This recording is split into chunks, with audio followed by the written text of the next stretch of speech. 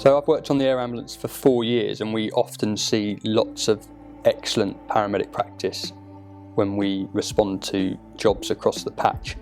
This was undoubtedly one of the most courageous and impressive things that I've seen. This nomination was made for both Maddie and Christine due to an incident they attended.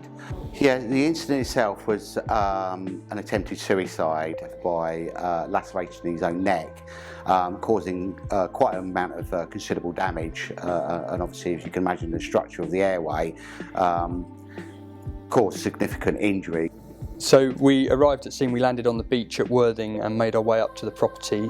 We went into the property and we were directed to the kitchen. In the kitchen was a remarkably calm scene for what had just actually happened.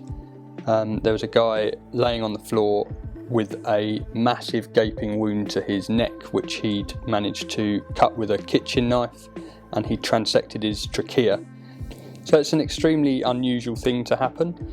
People not often, but people do cut their throats, but they normally get blood vessels rather than deep down into the trachea. I've certainly never seen somebody transect their own trachea.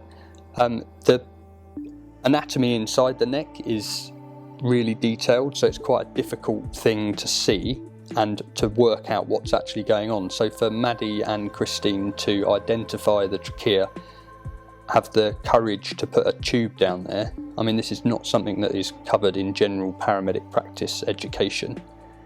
So for them to identify what needed to be done, get on and do it so quickly and ventilate this patient effectively, so much so that I believe he's been able to leave hospital, is phenomenal. It's not the normal run-of-the-mill jobs that we go to, and obviously they had to think very quickly on their feet. All I'd like to say to them is that congratulations, have a good evening, enjoy it.